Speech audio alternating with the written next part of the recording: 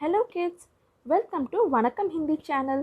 இன்றைக்கி நம்ம பார்க்க போகிற கிளாஸ் வந்து கிளாஸ் 7 அண்ட் சாப்டர் 6. சாப்டர் 6ஓட டாபிக் என்னென்னா ரக்த் और हमारा शरीर. அப்படின்னு என்னென்னா blood and our body. So ரக்த்னா பிளட் அண்ட் शरीर அப்படின்னா பாடி. ஓகே. दिव्या अनिल की छोटी बहन है. So Divya was Anil's baby sister. Okay, means younger sister. यूँ तो वह शुरू से ही कमज़ोर है, लेकिन इधर उधर कुछ दिनों से उसे हर समय थकान महसूस होती रहती है. ஸோ என்ன சொல்கிறாங்கன்னா, அனிலோட யங்கர் சிஸ்டர் திவ்யா வந்து ரொம்ப வீக்காக இருக்கா. அண்ட் அங்கே இங்கேன்னு கொஞ்சம் சுற்றி வந்ததுக்கப்புறம் அவள் வந்து ஈஸியாக டயர்ட் ஆகிடுறா. ஓகே. ஸோ தக்கான் மெஹசூஸ் ஹோனா அப்படின்னா என்னன்னா to get tired, to feel tired. Okay. So அவள் வந்து எப்போ பார்த்தாலும் சின்ன சின்ன வேலை செஞ்சதுக்கப்புறமா உடனே டயர்ட் ஆகிடுறா அப்படின்னு சொல்கிறாங்க. மன் கிசி காம் மே நஹீ லக்தா, भूख भी पहले से कम हो गई है. ஸோ இப்போது திவ்யாவுக்கு என்ன நடக்குதுன்னா, அவளுக்கு சுத்தமாக எந்த வேலையும் பண்ண பிடிக்க மாட்டேங்குது. அதே மாதிரி அவளுக்கு பசிக்கவும் செய்ய மாட்டேங்குதுன்னு சொல்கிறாங்க. ஸோ भूख அப்படின்னா பசி. ஓகே. अस्पताल में उसे डॉक्टर ने देखा तो कहा, लगता है दिव्या के शरीर में रक्त की कमी हो गई है. ஸோ இப்போ என்ன பண்ணுறாங்கன்னா, திவ்யா வந்து अस्पताल. ஓகே. ஸோ ஹாஸ்பிட்டல் கூட்டிகிட்டு போகிறாங்க. அங்கே டாக்டர் பார்த்து என்ன சொல்கிறாங்கன்னா, திவ்யாவோட உடம்புல வந்து ரத்தம் கம்மியாயிருச்சுன்னு நினைக்கிறேன் அப்படின்னு சொல்கிறாங்க. ஜான்ச் கராக்க தேக்தே ஹேன். ஸோ லெட்டஸ் டெஸ்ட் அப்படின்னு சொல்லி அந்த டாக்டர் வந்து திவ்யாவோட அம்மா அப்பா கிட்ட சொல்கிறாங்க. यह कहकर उन्होंने दिव्या को रक्त की जांच के लिए पास के एक कमरे में भेज दिया. ஸோ என்ன பண்ணுறாங்க டாக்டர், அவளோட பிளட் செக்கப் பண்ணுறதுக்கு அவளை வந்து பக்கத்தில் இருக்கிற ஒரு ரூம்க்கு அனுப்பிடுறாங்க. वहाँ अनिल को अपनी ही जान पहचान की डॉक्टर दीदी दिखाई दी. ஸோ அனில் அங்கே என்ன பார்க்குறான், அனில் யார், திவ்யாவோட பெரிய அண்ணா. ஓகே. ஸோ அனில் வந்து அங்கே யாரை பார்க்குறான்னா, அவங்களுக்கு தெரிஞ்ச ஒரு டாக்டர் அக்காவை பார்க்குறான். डॉक्टर दीदी ने कहा, कहूँ अनिल कैसा आना हुआ.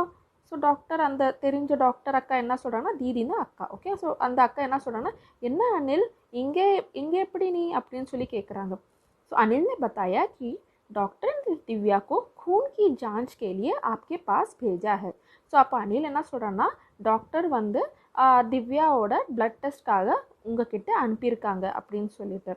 इतना सुनते ही डॉक्टर दीदी ने दिव्या की उंगली से रक्त की कुछ बूंदें एक छोटी सी शीशी में डाल दी और स्लाइड पर लगा दी.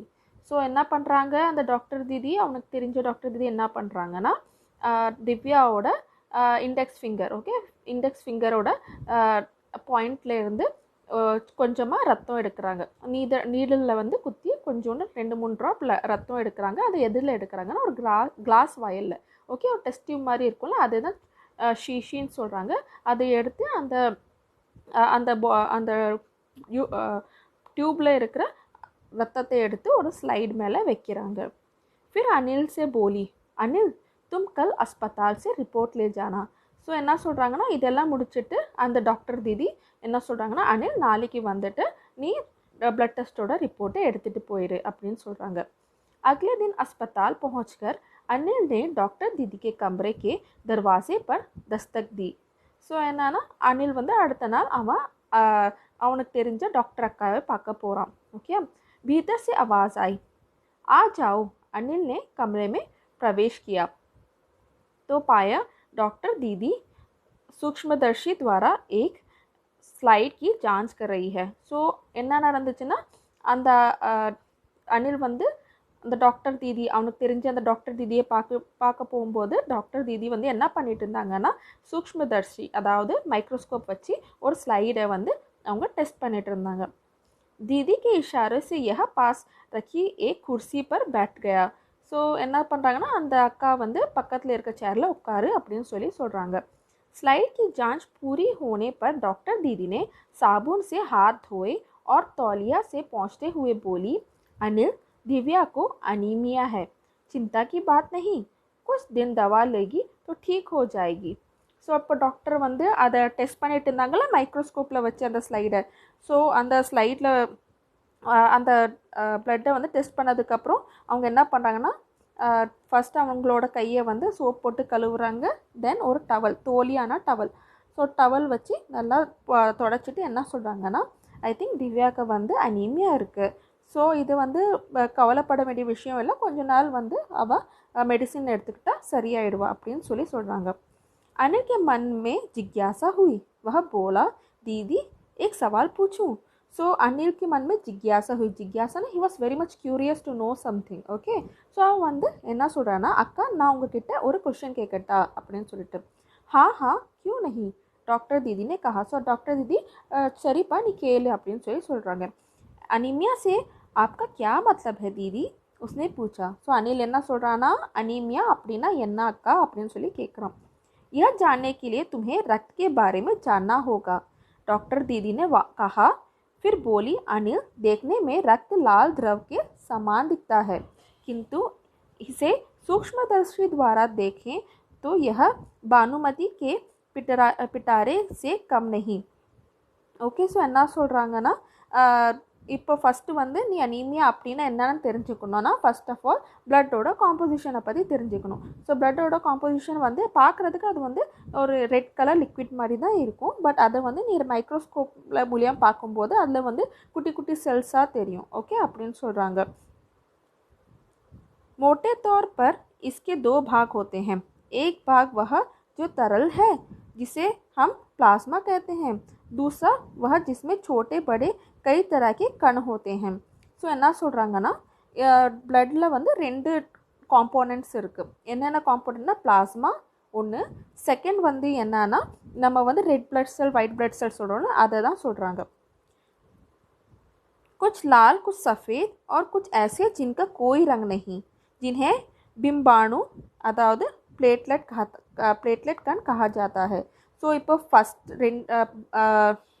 பிளட்டை வந்து ரெண்டு காம்போனண்ட்டாக பிரிக்கிறாங்க. என்னென்னா பிளாஸ்மா அண்டு வந்து செல்ஸ், குரூப் ஆஃப் செல்ஸ். அந்த செல்ஸை வந்து 3ஆக பிரிக்கிறாங்க. என்னென்னா white blood cell, red blood cells and platelets. Okay, so ये कण प्लाज्मा में तहरा करते हैं. ஸோ இந்த எல்லா 3 வகையான செல்ஸும் எங்கே மிதக்கும்னா பிளாஸ்மாவில் மிதக்கும் அப்படின்னு சொல்கிறாங்க. इतना कहकर डॉक्टर दीदी ने सूक्ष्मदर्शी के नीचे एक स्लाइड लगाई, उसे फोकस किया और बोली, देखो अनिल, सूक्ष्मदर्शी द्वारा जो कण तुम्हें दिखाई दे रहा है ये है लाल रक्त कण. ஸோ இப்போ என்ன சொல்கிறாங்கன்னா, சரி வா நம்ம வந்து மைக்ரோஸ்கோப் கீழே வந்து இருக்கிற பிளட் சாம்பிளை பார்க்கலாம்னு சொல்லிட்டு அவங்கள வந்து அந்த ஸ்லைடில் வந்து இருக்கிற ரத்தத்தை வந்து ஃபோக்கஸ் பண்ணுறாங்க. எது மூலயமா, மைக்ரோஸ்கோப் மூலிமா ஃபோக்கஸ் பண்ணி அணிலை வந்து இங்கே வந்து பாரு, இப்போ வந்து நீ பார்க்குறது எல்லாமே ரெட் பிளட் செல்ஸ் அப்படின்னு சொல்லி சொல்கிறாங்க. யார் சொன்னாங்கன்னா, டாக்டர் दीदी. ஓகே, स्लाइड देख मानो आश्चर्य से उछल पड़ा था अनिल. ஸோ ஸ்லைடை பார்த்தோன்னே ரொம்ப அவனுக்கு ஆச்சரியமாக இருந்துச்சு. ஓகே, रक्त की एक बूंद में इतने सारे कण, इसकी तो वह कल्पना भी नहीं कर सकता था. वह बोला, इन्हें देखकर तो ऐसा लग रहा है मानो बहुत सी छोटी छोटी बालूशाही रख दी गई है. ஸோ ஓகே, ஸோ இப்போ என்ன சொல்கிறாங்கன்னா, அவன் வந்து அதை பார்த்த உடனே ரொம்ப ஆச்சரியப்படுறான். அனில் ஆச்சரியப்படுறான், என்னடா இது வந்து பார்க்குறதுக்கு சும்மா சாதா ஒரு ரெட் கலர் ஒரு லிக்விட் மாதிரி இருக்குது, ஆனால் இதில் வந்து குட்டி குட்டி குட்டியாக இவ்வளோ வந்து செல்ஸ் இருக்குது. அந்த செல்ஸ் ஒவ்வொன்று பார்க்கும்போது பாதுஷா இருக்குல்ல, ஸோ பாதுஷா இந்த பிக்சர்ஸில் பார்த்தீங்கன்னா பாதுஷா அந்த ஸ்வீட் மாதிரி இருக்குது. ஸோ அது மாதிரி இருக்கே அப்படின்னு சொல்லிட்டு அவன் ரொம்ப ஆச்சரியப்படுறான். हाँ दीदी बोली, लाल कण बनावट में बालूशाही की तरह ही होते हैं, गोल और दोनों तरफ अवतल, यानी बीच में दबे हुए. ஸோ என்ன சொல்கிறாங்கன்னா, ஆமாம் இது பார்க்குறதுக்கு பாதுஷா மாதிரியே தான் இருக்கும். எப்படி பாதுஷா எப்படி இருக்கும், உள்ளே அமுங்கி இருக்கும், வெளியில் இருக்கிறது வந்து அன்லெவல்டாக இருக்கும். ஓகே, கொஞ்சம் ஃபேட்டாக இருக்கும், நடுவில் இருக்கிற பீஸ் தின்னாக இருக்கும். ஸோ அதை தான் சொல்கிறாங்க. रक्त की एक बूंद में इनकी संख्या लाखों में होती है. ஸோ என்ன சொல்கிறாங்கன்னா, இந்த ரெட் பிளட் செல்ஸ் வந்து ஒரு ட்ராப் ஆஃப் பிளட்டில் வந்து there are like lakhs and lakhs of red blood cells அப்படின்னு சொல்கிறாங்க, இன் 1 ड्रॉप ऑफ ब्लड அப்படின்னு சொல்கிறாங்க. इनके कारण ही हमें रक्त लाल रंग का नज़र आता है. So this is why we see a blood in red colour அப்படின்னு சொல்கிறாங்க. ये कण शरीर के लिए दिन रात काम करते हैं. ஸோ என்ன சொல்கிறாங்கன்னா, இந்த ரெட் பிளட் செல்ஸ் வந்து டே அண்ட் நைட் நம்ம உடம்புக்காக வேலை பண்ணுது. सांस लेने पर साफ हवा से जो ऑक्सीजन तुम प्राप्त करते हो उसे शरीर के हर हिस्से में पहुंचाने का काम इन कणों का ही होता है. ஸோ இப்போ தீதி என்ன சொல்கிறாங்கன்னா, ரெட் பிளட் செல்லோட வேலை என்னென்னா, நீங்கள் சுவாசிக்கிற சுவாசத்தில் இருந்து அந்த ஆக்சிஜனை பிரித்து எடுத்து அது நம்ம உடம்புல இருக்கிற எல்லா பகுதிக்கும் அது வந்து கொண்டு போய் சேர்க்குதுன்னு சொல்கிறாங்க. इनका जीवन काल लगभग 4 महीने होता है. ஸோ ஒவ்வொரு லைக் ரெட் பிளட் செல்லோட லைஃப் ஸ்பேன் வந்து ओनली 4 months அப்படின்னு சொல்கிறாங்க. 4 महीने के होते होते ये नष्ट हो जाते हैं. ஸோ आफ्टर 4 years என்ன ஆகும்னா இந்த ரெட் பிளட் செல் எக்ஸ்பயர் ஆகிடும். लेकिन एक साथ नहीं, धीरे धीरे, कुछ आज कुछ कल कुछ उसके अगले दिन. ஸோ என்ன சொல்கிறாங்கன்னா, இந்த வந்து எக்ஸ்பயர் ஆகிறது வந்து ஒரே அடியாக எல்லா பிளட் செல்ஸும் எக்ஸ்பயர் ஆகாது. இன்றைக்கி கொஞ்சம் நாளைக்கு கொஞ்சம் நாளன்னைக்கு கொஞ்சம்னு சொல்லிட்டு அப்படி கொஞ்சம் கொஞ்சம் கொஞ்சம் பிளட் செல்ஸாக எக்ஸ்பயர் ஆகும்னு சொல்கிறாங்க. तब तो कुछ ही महीने में ख़त्म हो जाते होंगे, अनिल ने कहा. यह सुनकर डॉक्टर दीदी मुस्कुरा उठी, बोली, नहीं, ऐसा नहीं होता. शरीर में हर समय नए कण बनते रहते हैं जो नष्ट कणों का स्थान लेते हैं. ஸோ இப்போ வந்து அனிலுக்கு என்ன நடக்குதுன்னா, அவன் என்ன நினைக்கிறான்னா, அப்படி எல்லா பிளட் செல் லைக் ரெட் செல்ஸும் வந்து கொஞ்சம் கொஞ்சமாக டிஸ்ட்ராய் ஆகிக்கிட்டே இருக்குன்னா, எக்ஸ்பயர் ஆகிக்கிட்டேன்னா நம்ம உடம்புல ரெட் செல்ஸே இருக்காது அப்படின்னு சொல்கிறாங்க. ஸோ அதுக்கு வந்து டாக்டர் தீதி என்ன சொல்கிறாங்கன்னா, அப்படியெல்லாம் கிடையாது, நீ வந்து ஒவ்வொரு வாட்டியும் வந்து ரெட் செல் டிஸ்ட்ராய் ஆக ஆக நம்ம உடம்புல வந்து புது ரெட் செல்ஸ் வந்து ஜென்ரேட் ஆகிக்கிட்டே இருக்கும். ஸோ அதில் வந்து எப்போவுமே ஒரு பர்ஃபெக்ட் பேலன்ஸ் இருந்துக்கிட்டே இருக்கும் அப்படின்னு சொல்கிறாங்க. हड्डियों के बीच के भाग मज्जा में ऐसा बहुत से कारखाने होते हैं जो रक्त कणों के निर्माण कार्य में लगते हैं. So we all know okay என்னன்னா, போன் மேரோ தான் it's a factory for producing red cells. So அதை தான் சொல்கிறாங்க. So where is the bone marrow? Inside the bone, in the centre of the bone. So அதுதான் வந்து கார்கானா அப்படின்னா factory. It's a factory of producing red blood cells அப்படின்னு சொல்கிறாங்க. इनके लिए इन कारखानों को प्रोटीन, लोहत्व और विटामिन रूप कच्चे माल का ज़रूरत होता है. ஸோ இந்த ஃபேக்ட்ரி இப்போது இது வந்து ரெட் பிளட் செல் ப்ரொடியூஸ் பண்ணுற ஃபேக்ட்ரி, அதாவது போன் மேரோக்கு என்னென்ன தேவைப்படுதுன்னா ப்ரோட்டீன், அயன் அண்ட் விட்டமின்ஸ் தேவைப்படுது, ரா மெட்டீரியலான்னு சொல்கிறாங்க. ஸோ இதெல்லாம் யூஸ் பண்ணி தான் போன் மேரோ வந்து ரெட் பிளட் செல்ஸை உற்பத்தி பண்ணுது. यह पौष्टिक आहार लेते हो. हरी सब्जी, फल, दूध, अंडा और गोश्त से यह तत्व उपयुक्त मात्रा में होता है. ஸோ என்னென்னா நம்ம வந்து vegetable fruits and vegetable dairy products அதெல்லாம் எடுக்கும்போது நம்ம உடம்புக்கு தானாகவே வந்து விட்டமின்ஸ், அயன், மினரல்ஸ் எல்லாம் கிடச்சிருது அப்படின்னு சொல்கிறாங்க. यदि कोई व्यक्ति उचित आहार ग्रहण नहीं करता तो इन कारखानों में आवश्यकता अनुसार कच्चा माल नहीं मिल पाता. ஸோ நம்ம வந்து கரெக்டாக சாப்பிட்லன்னா அந்த போன் மேரோக்கு வந்து அதுக்கு தேவையான ரா ப்ராடக்ட்ஸ், அதாவது அயன், விட்டமின்ஸ் அதெல்லாம் கிடைக்காது அப்படின்னு சொல்கிறாங்க. नतीजा यह होता है कि रक्त कण बन नहीं पाते, रक्त में इनकी कमी हो जाती है. लाल कणों की इसी कमी को एनीमिया कहते हैं. ஸோ என்ன சொல்கிறாங்கன்னா, ஸோ அதனால நம்ம வந்து ஃப்ரெஷ்ஷான ஃப்ரூட்ஸ் அண்ட் வெஜிடபிள்ஸ் சாப்பிட்டுக்கிட்டே இருக்கணும். அப்படி சாப்பிட்லன்னா போன் மேரோக்கு வந்து ரா ப்ராடக்ட், அதாவது ப்ரோட்டீன், விட்டமின் அதெல்லாம் கிடைக்காது, அயன் எல்லாம் கிடைக்காது. ஸோ அயன் கிடைக்கலன்னா என்ன ஆகும்னா அந்த ரெட் பிளட் செல்ஸ் வந்து ஃபார்ம் ஆக நின்றுடும். ஸோ நின்னா என்ன ஆகும், அதோட कंडीशन பேர் தான் एनीमिया சொல்கிறாங்க. तो क्या संतुलित आहार लेने मात्र से हम एनीमिया से बचे रह सकते हैं? अनिल ने सवाल किया. ஸோ அனில் என்ன கேட்குறான்னா டாக்டர் दीदी கிட்ட, ஸோ இதே மாதிரி நம்ம வந்து ஒரு பேலன்ஸ்டு டயட் எடுத்துகிட்டே இருந்தோன்னா நமக்கு अनीमिया வராதா அப்படின்னு சொல்லி கேட்குறாங்க. दीदी बोली, हाँ, यह कहना काफ़ी हद तक सही होगा. यूँ तो अनीमिया बहुत से कारणों से हो सकते हैं, किंतु हमारे देश में इसका सबसे बड़ा कारण पौष्टिक आहार की कमी है. ஸோ இப்போ டாக்டர் தீதி என்ன சொல்கிறாங்கன்னா, ஆமாம், நம்ம வந்து கரெக்டான உணவு எடுத்துக்கிட்டோன்னா நமக்கு வந்து அனீமியா வராது. அண்ட் அனீமியா வர்றதுக்கு இன்னும் சில பல காரணங்கள் இருக்குது. பட் நம்ம கண்ட்ரியை பொறுத்த வரைக்கும் அனீமியா வந்து அதை கரெக்டான நம்ம உணவு எடுக்காமல் இருக்கும்போது தான் अनीमिया वर्द அப்படின்னு சொல்கிறாங்க. इसके अलावा इस रोग का एक और बड़ा कारण है पेट में कीड़े का हो जाना. ये कीड़े प्राय दूषित जल और खाद्य पदार्थ द्वारा हमारे शरीर में प्रवेश करते हैं. ஸோ ஃபஸ்ட்டு காரணம் என்னென்னா, நம்ம பேலன்ஸ் டயட் எடுக்காமல் இருக்கும்போது நமக்கு அனீமியா வருது. இதுக்கு செகண்ட் மேஜர் ரீசன் என்னன்னா, நம்ம உடம்புல வந்து வார்ம்ஸ் லைக் வயிற்றில் வந்து வார்ம்ஸ் இருக்கிறதுனால, ஓகே, புழு இருக்கிறதுனால இது வந்து நமக்கு அனிமியா வருது. இதோட அந்த புழு வர்றதுக்கு முக்கியமான காரணம் வந்து நம்ம வந்து ஏதாவது கண்டாமினேட்டட் ஃபுட் ஆர் வாட்டர் எடுத்துக்கிட்டோன்னா அது வந்து நம்ம உடம்புக்குள்ளே வந்துடுதுன்னு சொல்கிறாங்க. अतः इनसे बचने के लिए यह आवश्यक है कि हम पूरी सफाई से बनाए गए खाद्य पदार्थ को ग्रहण करें. ஸோ என்ன சொல்கிறாங்கன்னா, நம்ம உடம்புல அந்த மாதிரி புழு வராமல் இருக்கிறதுக்கு நம்ம கண்டாமினேட் ஆன ஃபுட்டை எடுத்துக்கக்கூடாது, நம்ம க்ளீனான ஃபுட்டை தான் எடுத்துக்கணும்னு சொல்கிறாங்க. भोजन करने से पूर्व अच्छी तरह से हाथ धो लें और साफ पानी ही पिएं. ஸோ நம்ம என்னென்னா சாப்பிட்றதுக்கு முன்னாடி அதனால தான் வந்து கை கழுவிட்டு சாப்பிட்ணுன்னு சொல்கிறாங்க. அண்ட் கை கழுவிட்டு சாப்பிட்டுட்டு நம்ம குடிக்கிற தண்ணி ரொம்ப பியூராக இருக்கணும்னு சொல்கிறாங்க. और हाँ, अनिल एक किस्म के कीड़े भी हैं जिनके अंडे ज़मीन की ऊपर सतह में पाए जाते हैं. इन अंडों से उत्पन्न लिए हुए लावे त्वचा के रास्ते शरीर में प्रवेश कर आते हैं, आंतों में अपना घर बना लेते हैं.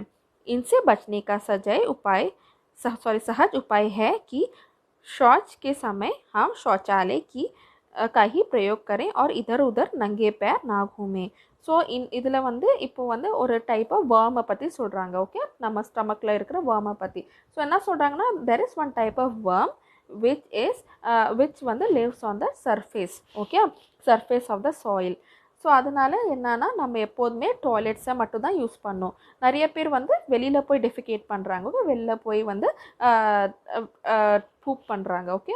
ஸோ அப்படி பண்ணும்போது என்ன ஆகும்னா, சாயிலில் இருக்கிற அந்த வார்ம்ஸ் நம்ம உடம்புல வந்துடும் லைக் ஸ்கின் மூலியமாக அப்படின்னு சொல்கிறாங்க. ஸோ எப்போதுமே நம்ம வந்து ஒரு ப்ராப்பரான ஒரு டாய்லெட் லேபரட்டரி தான் யூஸ் பண்ணுறோன்னு சொன்னாங்க.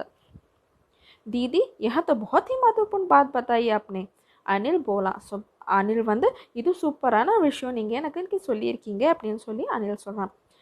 वह पल भर सोच में डूबा रहा, फिर बोला, आपने बताया था कि रक्त में सफ़ेद कण और बिंबणु अदाद प्लेटलेट कण भी होते हैं, शरीर में उनका क्या काम है. இப்போ நம்ம ரெட் பிளட் செல்ஸை பற்றி பார்த்துட்டோம். இப்போ அனில் அடுத்த கேட்குறா, இதாவது இப்போ white blood cells and platelets அதோட மெயினான இம்பார்ட்டன்ட் ரோல் என்ன அப்படின்னு சொல்லிட்டு, ஓகே.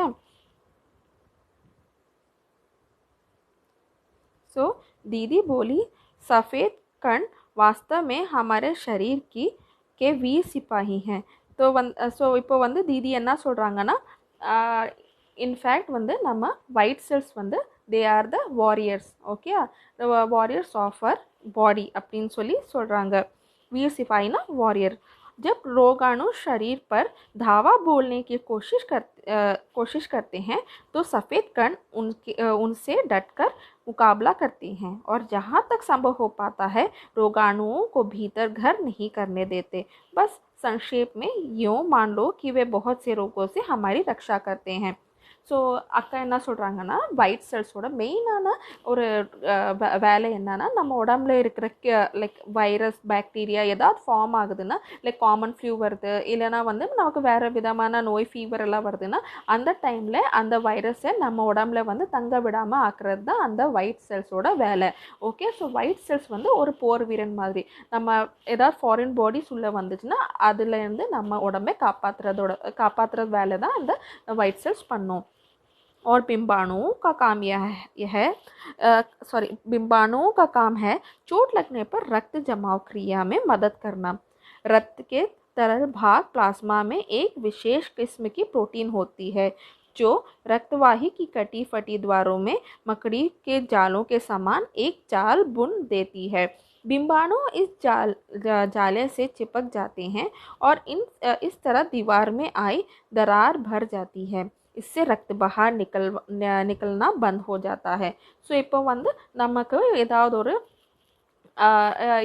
ஒரு அடிபட்டுருச்சுன்னா அது வழியாக ரத்தம் வருதுன்னா அந்த ரத்தம் எவ்வளோ நேரம் வந்துக்கிட்டே இருக்கும், கண்டிப்பாக அது ஒரு கொஞ்சம் நேரத்தில் நின்றுடும். அந்த நிற்குதுன்னா அதில் என்ன நடக்குதுன்னா, அங்கே இருக்கிற பிளாஸ்மா வந்து போய் ஒரு வெப் மாதிரி க்ரியேட் பண்ணுது, ஓகே. நம்ம அடிப்பட்டு இப்போ கட் ஆகிடுச்சுன்னா அந்த கட்டில் இருக்கிற அந்த இடத்துல வந்து அந்த இன்ஃபெக்டட் ஏரியாவில் வந்து நம்ம உண்டட் ஏரியாவில் வந்து பிளாஸ்மா ஒரு வெப் மாதிரி க்ரியேட் பண்ணுது. வெப் மாதிரி க்ரியேட் பண்ணோன்னே என்ன ஆகும், அந்த பிளேட்லெட்ஸ் எல்லாம் அங்கே போய் ஒட்டிக்கும். ஸோ ஒட்டின உடனே என்ன ஆகும், அது வந்து ஒரு பேரியர் மாதிரி, லைக் உள்ளே இருக்கிற பிளட் வந்து வெளியில் போகாமல் அந்த பிளேட்லெட்ஸ் வந்து தடுக்குது அப்படின்னு சொல்கிறாங்க. अनिल बोला, दीदी लेकिन घाव गहरा हो तो खूब बहता ही चला जाता है. ஸோ அனில் என்ன சொன்னான்னா, இப்போது பெரிய லைக் ரொம்ப டீப்பான ஒரு wound இருந்துச்சுன்னா எப்போவுமே பிளட் லாஸ் ஆகிக்கிட்டே இருக்குமே அப்படின்னு சொல்கிறான். हाँ, ऐसे समय में उस व्यक्ति को जल्दी से डॉक्टर के पास ले जाना चाहिए. ज़रूरत समझने पर ऐसी स्थिति से निपटने के लिए कुछ टाँके भी लगाने पड़ सकते हैं, किंतु डॉक्टर के पास पहुंचने तक के समय में चोट के स्थान पर कसकर एक साफ कपड़ा बांध लेना चाहिए. दबाव पड़ने से रक्त का बहना कम हो जाता है, जो उस व्यक्ति के लिए काफ़ी लाभप्रद सिद्ध हो सकता है. किंतु अगर बहुत अधिक रक्त बह जाए तो उसे रक्त चढ़ाने की ज़रूरत भी पड़ सकती है, दीदी ने समझाया.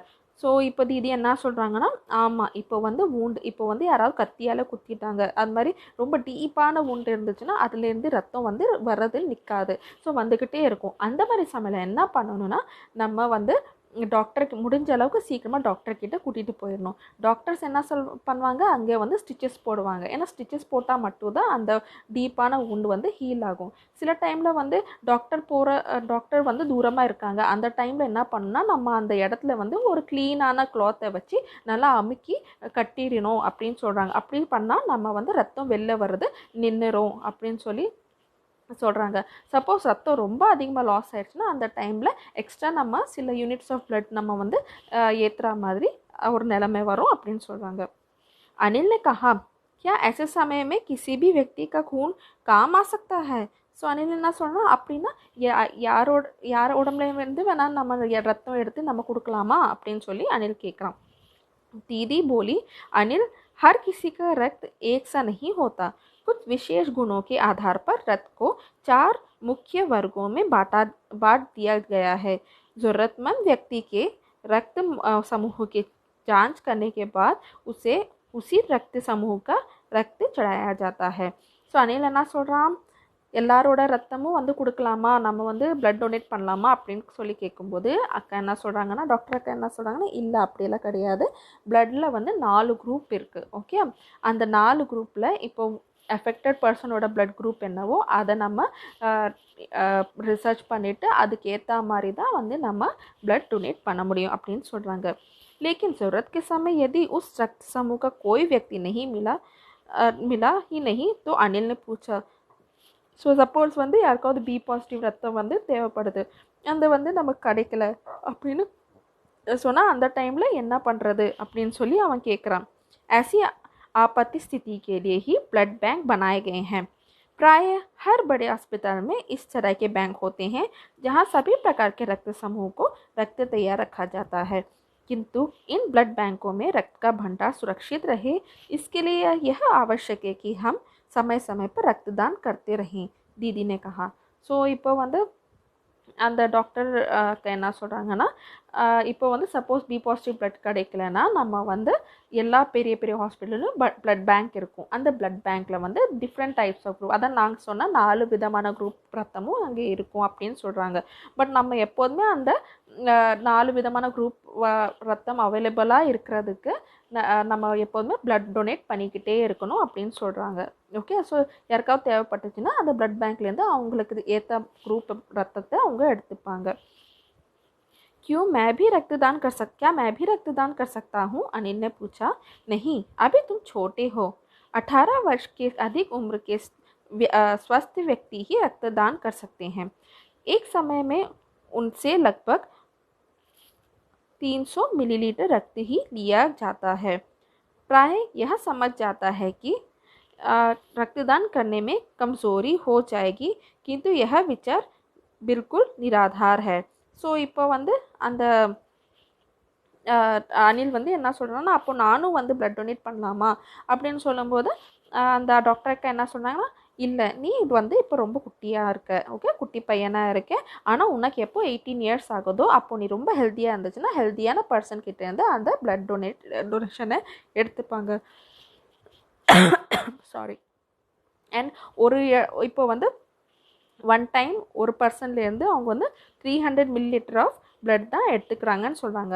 சில பேர் நினைப்பாங்க இப்போ 300 மில்லிலிட்டர்ஸ் ஆஃப் பிளட்ஸ் வந்து நம்ம எடுத்துக்கிட்டாங்கன்னா நம்ம வந்து அனீமிக் ஆயிடுவோமா, அப்படியெல்லாம் கிடையாது அப்படின்னு சொல்லிட்டு அந்த டாக்டருக்கா சொல்கிறாங்க. हमारा शरीर इतना रक्त तो कुछ ही दिनों में बना लेता है. वैसे भी शरीर में लगभग 5 लीटर खून होता है. इसमें यदि कुछ रक्त किसी ज़रूरतमंद व्यक्ति के लिए जीवन दान बन जाए तो इससे बड़ी बात क्या होगी, दीदी समझाते हुए बोली. ஸோ அக்கா என்ன சொல்கிறாங்கன்னா, இப்போ வந்து நான் ஒவ்வொரு உடம்புலையும் வந்து 5 லிட்டர் ரத்தம் ஓடுது. அதுலேருந்து சில டைம் ரொம்ப தேவைப்படுற சுச்சுவேஷனில் 300 மில்லி வந்து நம்ம ரத்தம் எடுத்துட்டோன்னா அது ஒரு பெரிய விஷயமே இல்லை. ஏன்னா அது சில தினங்களே வந்து நம்ம உடம்பு வந்து அந்த 300 மில்லி லிட்டர் ரத்தத்தை வந்து प्रोड्यूस பண்ணிடும் அப்படின்னு சொல்லி சொல்கிறாங்க. फिर तो बड़े होने पर मैं नियमित रूप से रक्तदान किया करूँगा, अनिल ने कहा. शाबाश अनिल, डॉक्टर दीदी ने अनिल को पीठ टोकते हुए कहा.